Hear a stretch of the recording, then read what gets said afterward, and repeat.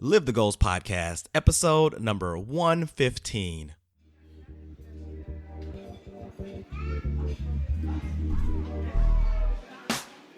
Live the Goals Podcast, your place for motivation, life lessons, and laughter. Don't settle for wandering through a mundane life. Instead, let us help you reach your goals and live a fulfilling life doing what you love. Our guests know what it's like to live with purpose and laugh along the way. Warning, if you're a stick in the mud, you definitely need to stick around. Loosen up your ties, kick off your high heels, and let's get to it with your host, Dale Richardson.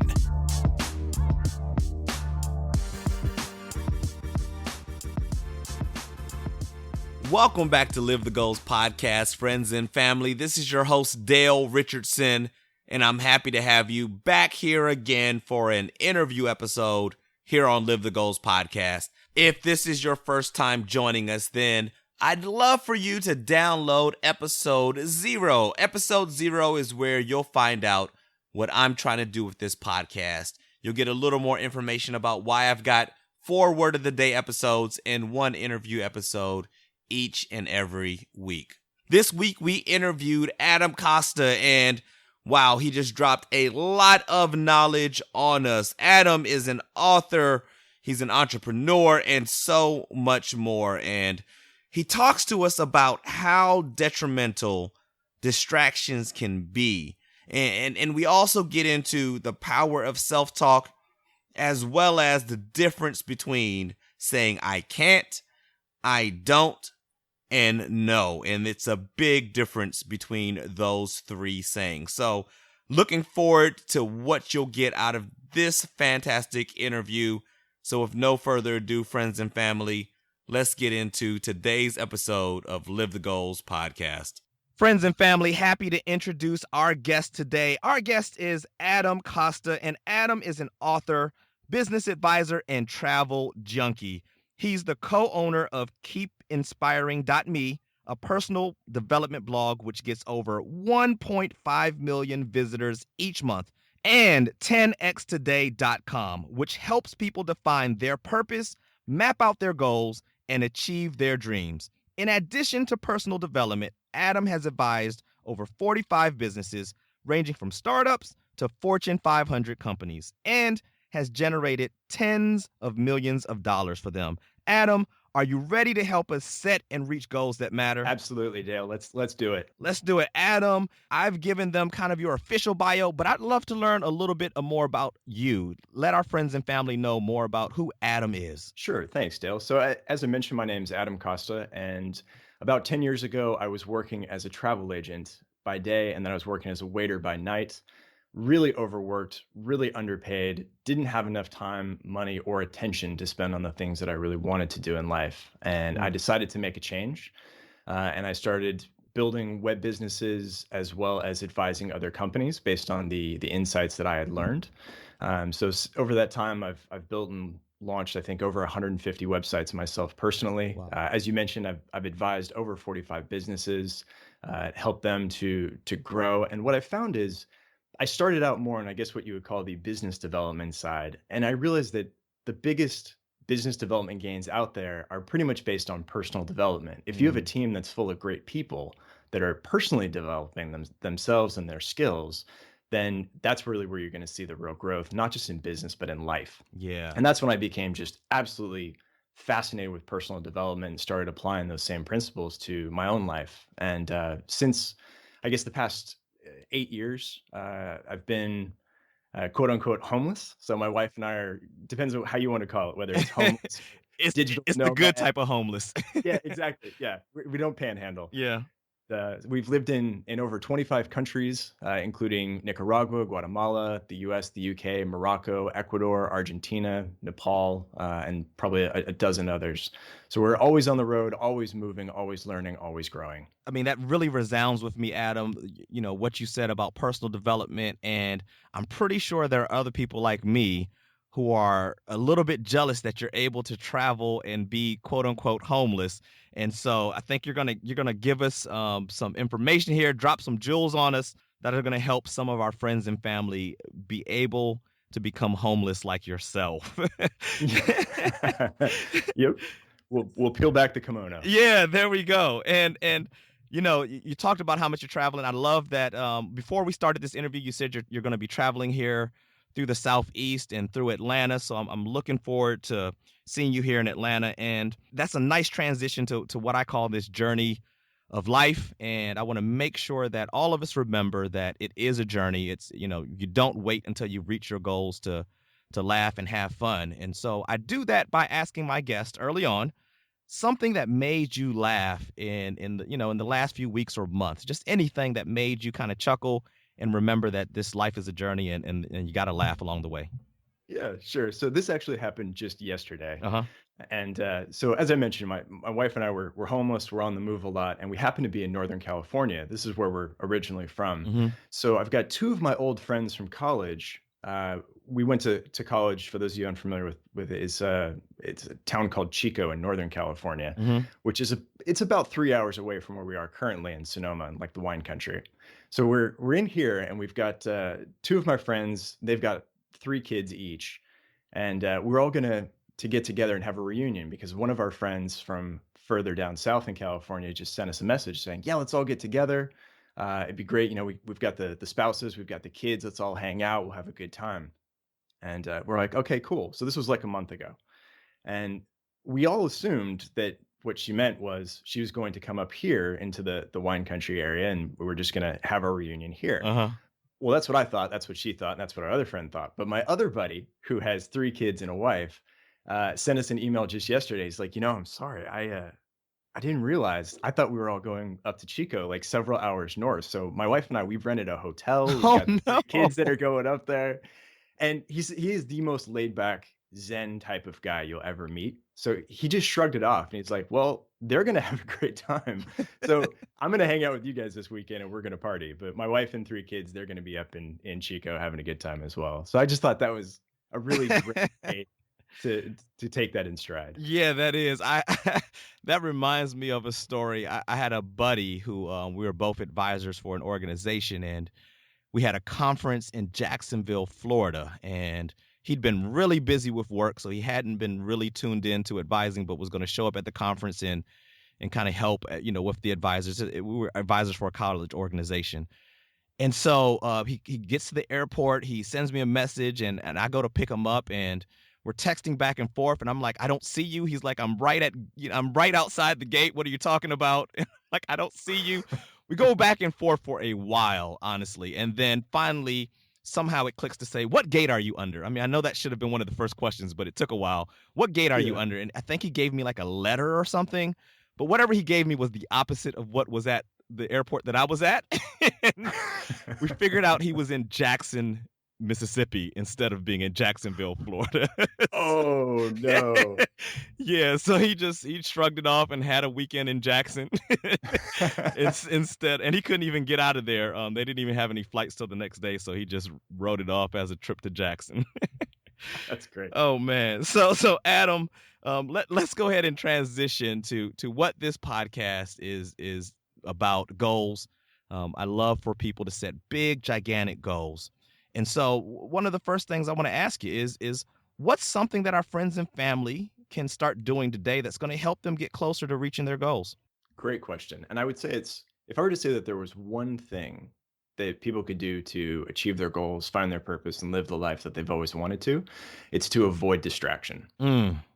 And in just a moment, I'll share with everyone a very dead simple way that you can block distractions, proven to reduce your distractions by at least 64% and up to as much as 700%. But before we talk about that, I think it's important that we all understand just how deadly distractions can really be. It's something that we all know, like, oh yeah, I get distracted easily. Things happen. I've got the lizard brain or whatever you call it. Yeah. I've got all these things that are just kind of floating around me in life and they're distracting. But that's just a part of life and I can get through it. The truth is that distractions have an incredibly detrimental effect on your day-to-day life and also just how mindful you are, how present you are in life. And just one quick example was, and I talk about this in our book, 10X Life, there was a study published in the Journal of Experimental Psychology, and they looked into how distraction affected people. And in the study, they asked their subjects to complete these simple tasks on a computer, just like very simple, like writing down text or selecting items from a drop-down menu, real Right. simple things, Uh-huh. not brain surgery by any stretch. And while they worked, they'd have an interruption that would appear on the screen, like a pop-up or a flash of light or something along those lines. And whenever those interruptions would appear, the researchers would log how many mistakes people made at their task once they returned to what they were doing. Mm-hmm. And the results from this were astonishing. I mean, it was just mind-blowing.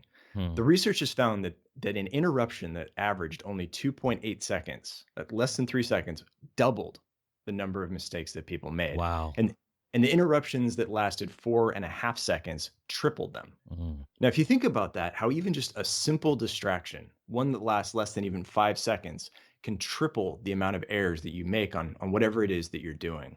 And if you think about that in the terms of life, I mean, how often do you find yourself distracted for, let's say, between 3 to 5 seconds on something? Yeah. I mean, I could say it happens to me thousands of times every Right. week. Yeah.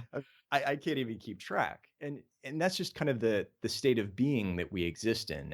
And when you're distracted, you can see that it can really negatively impact your performance. It can affect your mindfulness. It takes you out of the present moment. And it creates, frankly, a lot of stress. And there's a lot of bad things that come from stress too. Mm-hmm. So it's very important to understand that distractions are actually much more serious and detrimental, and they should be avoided.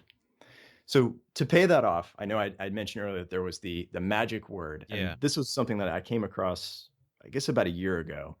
And it's had a huge impact on me in terms of building really effective habits, sticking to them, not getting distracted, and really hitting the goals that I wanted to. And before I give you the word, I'll just give you a bit of background on it.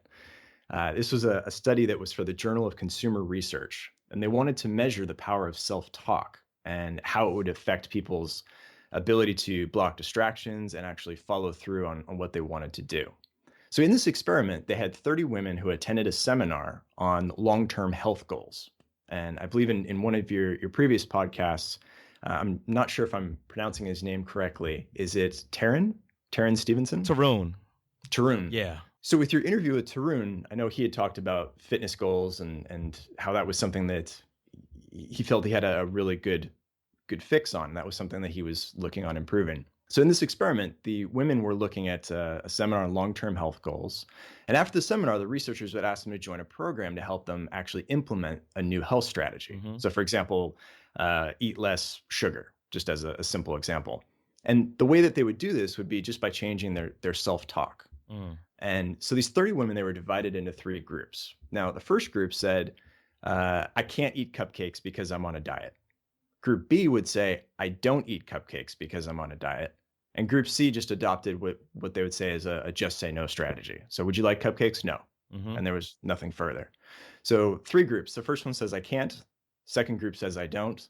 And the third group just says no. And they found that in the group that said I can't, the very first group, only 1 person completed the program. So 1 out of 10.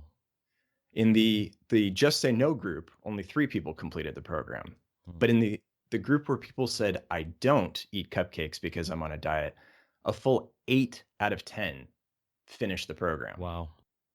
And you might be wondering, okay, so if I just swap the word don't for can't, is that really going to have a massive improvement on me and my ability to block distractions and achieve my goals? And the answer is unequivocally yes. Mm-hmm. It's a resounding yes, because when you say I don't do something, you are accepting that you have control of the situation. So in my case, for example, I liked beer a little more than I probably should. And I wanted to cut back a bit. Uh-huh. Nothing like serious. It's Right. not like a Nicolas Cage movie or anything.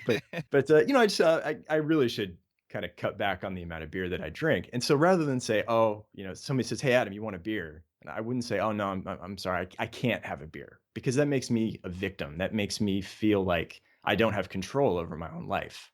I would just say, no, I don't drink beer, or I don't drink more than 2 beers, something like that. Mm-hmm.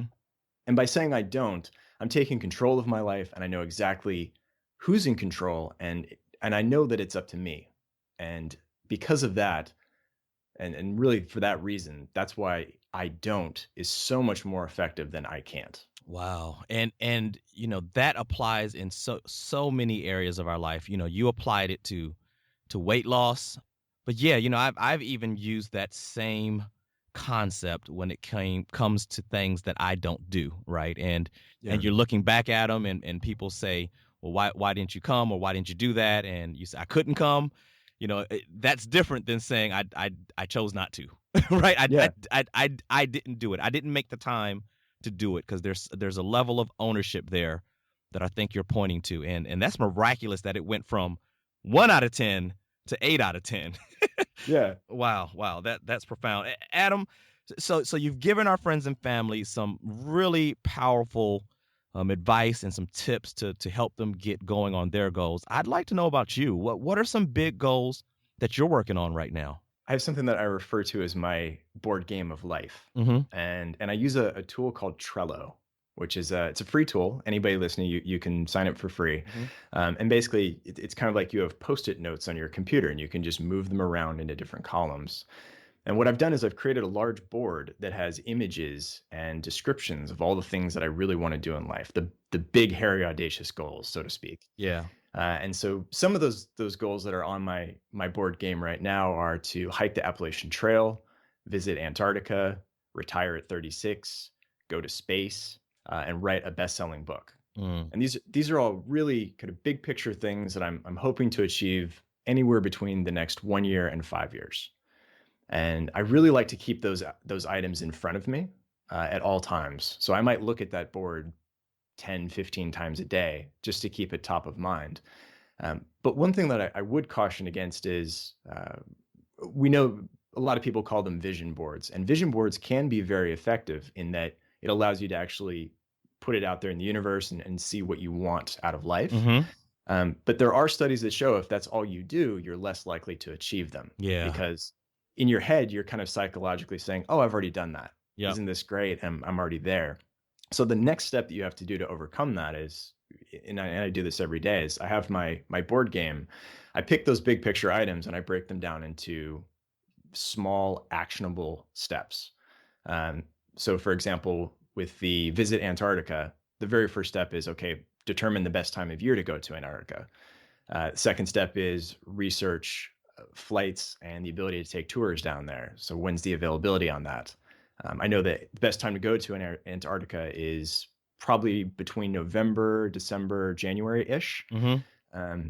So then I can just immediately say, okay, is this something that I can do this year? Probably not, because my wife and I have already rented a place in California to spend time with friends and family during the holidays. So I've scheduled that for the following year.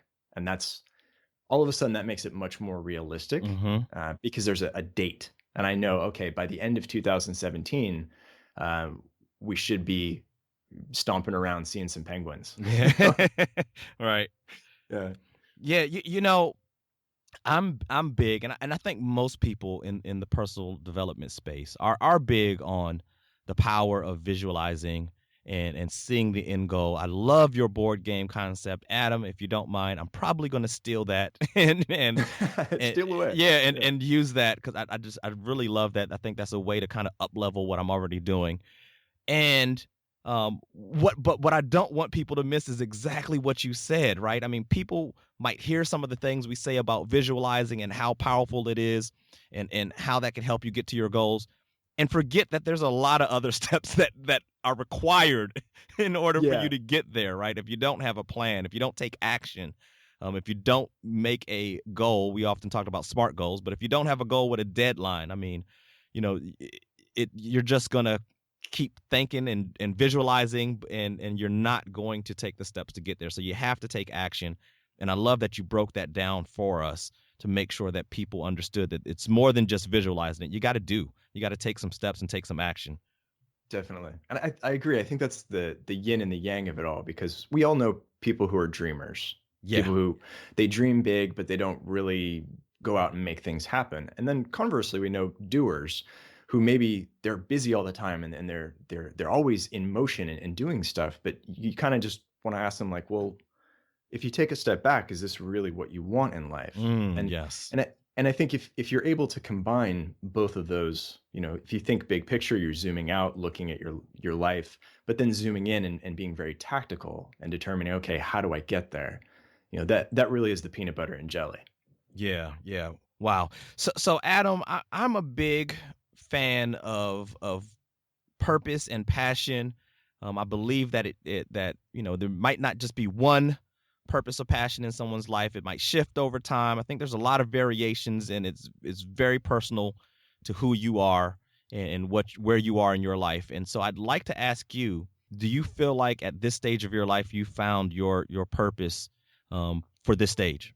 I would say yes and no, and I also want to salute you for actually prefacing that question and saying that purpose, it can shift over time. Yeah. Because I do think the notion of purpose of life is it it, it can change so drastically. Mm-hmm. And so for me, in terms of purpose, I try to think in the simplest terms, what is the purpose of life? I think the purpose of life is to live. And every day that I'm breathing is a step in the right direction. Right. And then it becomes a question of, well, what's the quality of life? And that's where it starts to become very subjective. Mm-hmm. And so in my case, I could say that my purpose is to learn and grow and enjoy new experiences. And I really think that's a key part of what everyone's purpose in life should be. Mm-hmm. But having said that, my purpose and specifically my passions change all the time. And that's why I really enjoy using the board game, because if I'm looking at all these different goals, I've got some crazy ones out there that I look at, and maybe after a couple of weeks, I'm like, that's really not nearly as interesting or as challenging or as fun Mm-hmm. as maybe going to Antarctica, just as an example. Right. And it allows me to keep prioritizing them. So I think in a general sense, yes, I have found my purpose, which is to live really and live according to my own terms. But how those passions come into play over time, they do shift all the time. Mm-hmm. And before I get to the kind of the next question that I wanted to segue from there, I do want to jump back and say, I love that go to space is on your board. It's Oh on yeah. your screen. I love that. I mean, that if that's not a big, hairy, audacious goal, I don't know what is. And like I said, I'm a big fan of visualizing, but I'm a big fan of dreaming big. And so I'm looking forward to keeping in touch with you and find out how close you're getting to that goal. But that's a pretty cool, awesome goal to have on the list. I got to tell you. Yeah. Well, I'm hoping to do that, but I don't have any direct lines to Richard Branson at the moment. Maybe I should add that one in too. Yeah. Well, that's got to be one of those steps, right? Yeah, exactly. So Adam, the kind of the natural segue that was supposed to happen is, you talked about what your passion is. I kind of like to know, like, what was your route there? Because you've got a very generalized, big purpose, and I'm guessing, that it took some time or you evolved to get to the point where that became what you defined as your purpose. I'd like to know a little bit more of, like, how'd you get there? How did that end up becoming your purpose? It's a great question, and I think it stemmed from subtraction rather than addition. So as I mentioned at the top of the podcast today, when I started out, I guess let's say 10 years ago, so I was 25 years old, Mm-hmm. and I was working as a travel agent by day. I wasn't really making a whole lot of money, just barely scraping by. And then I was working as a waiter at night because I needed to save up money for getting married and actually making that next step in life. Mm-hmm. And I remember putting in these like 60, 70, 80-hour day or 80-hour days. Yeah. Sorry, 80-hour weeks. Yeah. And just really feeling like, wow, I'm putting my nose to the grindstone, but I don't know why. And I'm spinning my wheels and I'm running really, really hard uphill in mud, barefoot. It just wasn't really working. And so I think my very first step then was to take a step back, look around and say, okay, what do I like in life and what do I want to do in life and what is preventing me from doing that? And so my very first focus really was to kill my job. So I killed the waiting job, I think about 2 or 3 months later, and I started building websites because I wanted to supplement some extra income. Mm-hmm. And it was trial by fire. I mean, I did a lot of things right, but I did even more things wrong. And I just kind of learned. I learned quickly. I failed fast, and I tried to make it happen. So I think looking around and saying, okay, what are the bottlenecks? What are just getting in my way of enjoying life? Mm-hmm. And removing those, because then all of a sudden I had more time, and then all of a sudden I also had more money. And by having both of those, which I think are two of the three dimensions that people need to really go through life and charge ahead on what they want to do. I think it's time, I think it's money, and then I also think it's headspace, because that's been like the hidden snake bite for me lately. Is I have a lot more time than I used to, and in terms of income, I'm making significantly more than I was as a travel agent back in the day. But I still have lots of different projects going on all the time. And because of that, I may not actually be spending a lot of time working on it, or I may not be spending a lot of money on it, but it's taking up, at the subconscious level, it's taking up some headspace. Yeah. So I want to be able to remove all of that. And I really think that if you want to find your purpose, if you want to find the essence of anything, I'll just pull a line from Bruce Lee, is you always want to strip away to the essentials. And so I think that's how I came, to answer your question in a very long-winded way, that's how I came to really find my purpose in life. And as you can tell, I have a pretty hedonistic view on life. I think life is meant to be enjoyed, and it's up to us to determine really what we enjoy in life and then go out and get it. Yeah. Yeah. And I don't think that was long-winded at all. I think it took us through a perfect journey of how you got there. And I'm sure there are people listening, and the friends and family that are where you were and can appreciate you telling them the steps you kind of took to get there, because they'll be able to apply that themselves. And so, yeah, so thank you for sharing that. And again, dropping some jewels and knowledge on the friends and family about how you got to where you are, and why you're where you are. So I appreciate that very much. But in there, you talked about, as you were starting up the web business, that you had some failures, but you failed fast and you learned from them.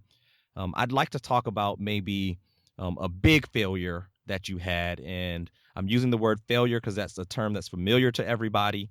I like to look at them as obstacles, and oftentimes when we look back, those quote unquote failures are what we actually needed to grow to get to where we are today. And so I'd love for you to share your story, one of those, those down in the dumps points that you experienced, and what you learned from that. Sure. So as I mentioned, I started building websites and it was really beginner's luck. A couple of them started to take off. I was able to sell songwriting tutorials. And this was like 10 years ago. So I was able to sell those online and to develop at least enough income that we could go to Southeast Asia, spend a year there.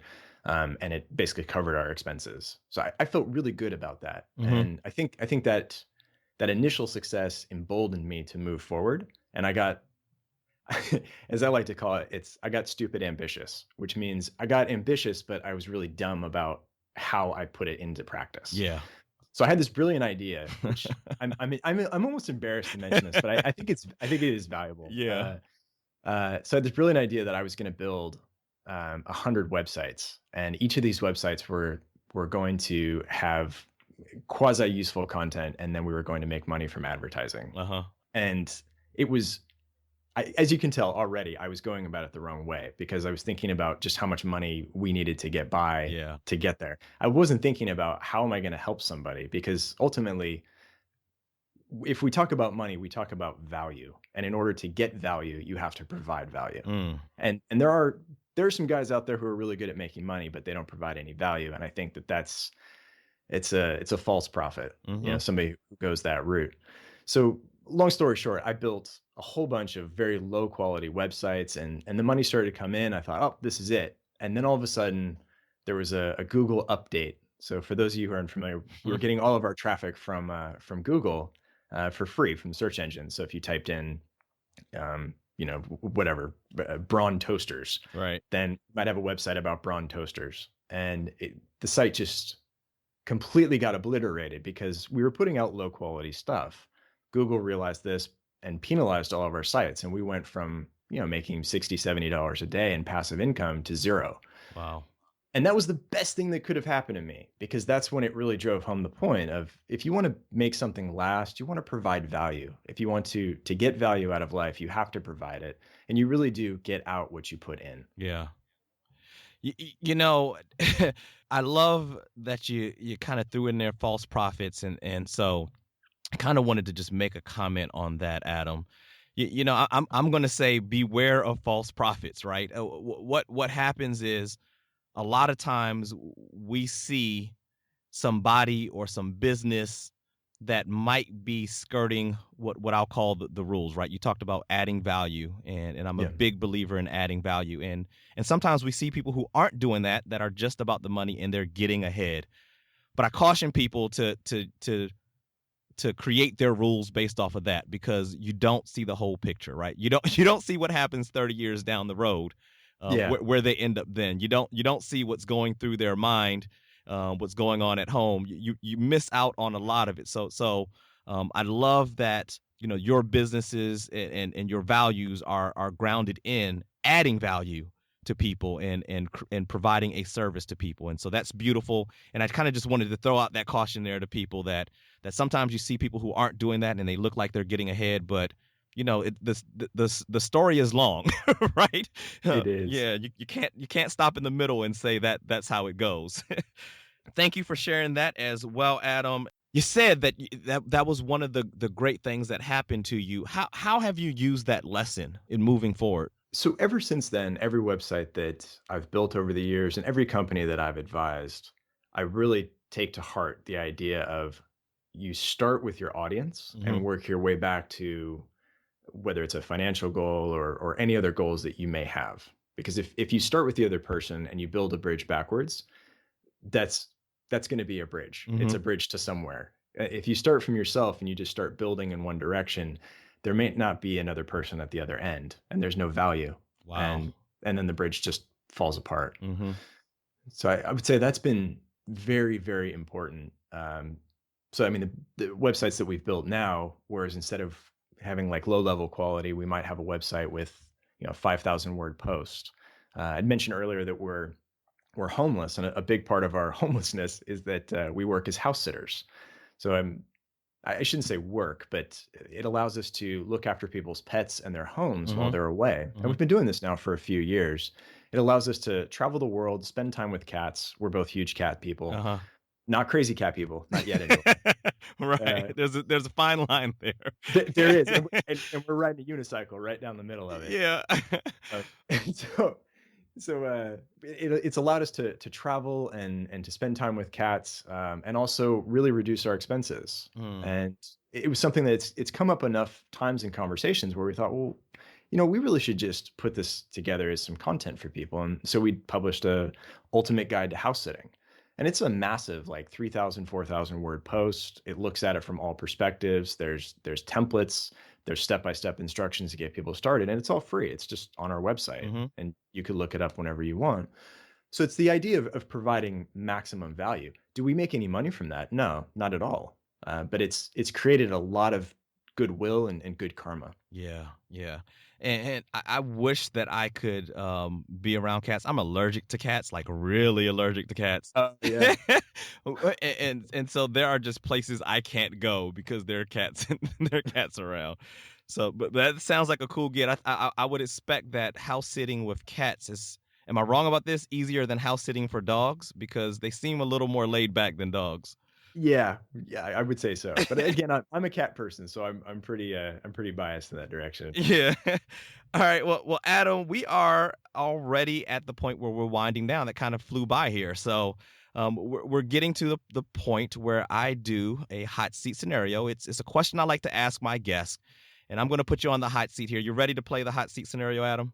I am. Let's do it. Let's do it. All right. So here's what you got to do for me, Adam. I'm going to describe two people for you, and you're going to have to tell me which person you're going to swap lives with and how you're going to get this person on track so they can end up being someone like you, someone who's crushing their goals. So we've got person A. Person A is somebody who works 40 to 50 hours a week, is living check to check, and spends an average of 2 to 3 hours a night kind of surfing online. Those distractions you talked about earlier, online, maybe surfing the net, maybe watching some TV. And so we got that person, and then we got person B. Person B is someone who's making a pretty good amount of money. We'll say, they have no worries with money, whether it's $100, $200, $300,000 a year, but works crazy hours. Now, person B really does feel like he is going to work, slaving away, getting back home, going to sleep, and waking up and doing it again. Yeah. Neither one of these people feels like this is what they're supposed to be doing with their life, and they both want to make some sort of a change but don't know what to do. So, Adam, which one of these two people are you going to switch into, and what are a couple steps you're going to take to get them on the right track? Where I'm at now, I would absolutely be person B. So you said, hypothetically, let's say that person B is making $100,000 a year. With that case, if I have the extra money and I have a lot more experience now, I know kind of the playbook to achieving goals, to growing businesses, achieving really what I want to do in life. So if I don't have a lot of time in that situation, but I do have the extra money, it would be very easy for me to pay other people to start to work on my goals, whether it's creating a new website or doing research for a book, or really setting things up so that I can start to generate revenue from their activities. And it allows me to play the strategist. Now, having said that, I was person A for a long time, where I might have had a few extra hours every day. And I spent that time reading and learning and trying to develop some skills. So I would say, for those of you listening, it really depends on where you are in your journey. If you're in a situation where you have some time and you're just getting started, then time is a great thing to have, because you need that time to learn, adapt, grow, and work towards your goals and figure out what works and what doesn't. If you find that you're successful, and this is usually a byproduct of success, is that things start to take off, you start making more money, or you start, whatever your goals are, it takes up more of your time. And you need to figure out how to manage that time more effectively. So I would definitely, at this point, I would definitely be person B, because in 15 minutes of my time, I could easily have 3 to 5 other people, and I could just tell them, okay, I need you to do A, B, and C. I need you to do D, E, and F, and just, through the alphabet. And that would really allow us to accomplish that much more in the big picture. Yeah, and just to offshoot here, now, when you're hiring those people, are you thinking live people, virtual assistants, live assistants, or specific task, like someone to do, I'm going to hire a company to do X and then hire another company to do Y? What are you thinking? Yeah, it's a great question. And I think it depends on what the activities are. So if I was person B and I was making $100,000 a year, but I had crazy long hours that I had to work through, I think the very first thing I would do would be try to outsource to either an agency or just somebody local to handle all of those tasks that just take up my time. In fact, one of my mentors early on, he was adamant about this. He said that he outsourced everything. I mean, this includes grocery shopping, things around the house, even like dropping kids off at school. Like he was dead set on, like, I'm just going to do the one thing that I'm really good at and then outsource everything else, because that's where I provide and can therefore extract the most value. Yeah. And that's really what it's all about, is the value exchange. So Adam, we are unfortunately at the end of the show. Thank you so much for sharing and playing along with the hot seat scenario. So thank you for that. Yeah. And so what I want to make sure we do before we wrap up here, Adam, is 2 things. One, I want to make sure that people can get in touch with you, that they know where to buy your book and what your website is. So I want you to make sure you give us your contact information. And then you can just follow that up with your motivational quote or mantra or affirmation, whatever it is you use when you need a little pick-me-up, you need a little extra boost to get you through the day. And so, Adam, I'd love for you to share that information with our friends and family. Yeah, absolutely. So if you'd like to learn more about myself, my wife, Darcy, or really what we're up to, there are a few places that you can reach us. You can grab our book, 10X Life, which is on Amazon. And we could probably just include a link to that in the show notes. Absolutely. So 10X Life. And then we also have 10xtoday.com. And there's a free email course that you can sign up for. It will help you improve your focus, develop productive habits, and maximize your willpower, which is a really interesting and exciting subject that we could probably have a whole podcast on itself. And how to do all of this in just a few minutes a day. And then lastly, you can also visit us on our personal development blog, which has the article on house sitting that I mentioned, at keepinspiring.me. That's keepinspiring.me.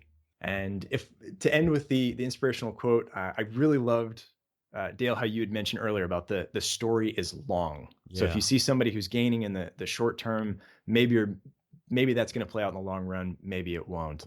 And so my quote or mantra that I always turn to comes from a book called The Fountainhead by Ayn Rand. I read this book when I was 19 years old, and it changed my life fundamentally. It was the only book I've ever read where I was fundamentally a different person after I read that.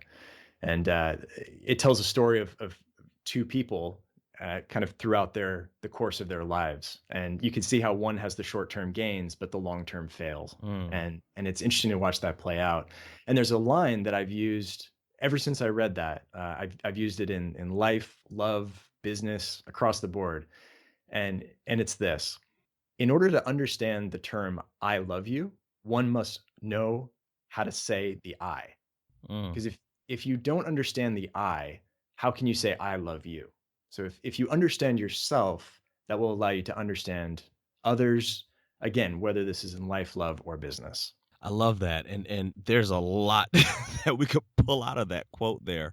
Yeah. But I'll just stick with one. There's so many thoughts flooding my head with that. But yet really spending the time to develop and understand and know yourself. And I think if you focus on your personal development, you're forced at times to do that. And I've seen with my coaching clients that, the questioning that we do in our sessions, it forces them to get to know themselves and answer questions that they might not ask themselves. And so I hear that, Adam. That's powerful. That's pretty good. I'm gonna have to put that book on the list. Nice. So thank you, Adam. I appreciate you spending this time with us here at Live the Goals podcast. Friends and family, you know that you can find the information that we talked about here, as well as links to his book, his website, and the quote.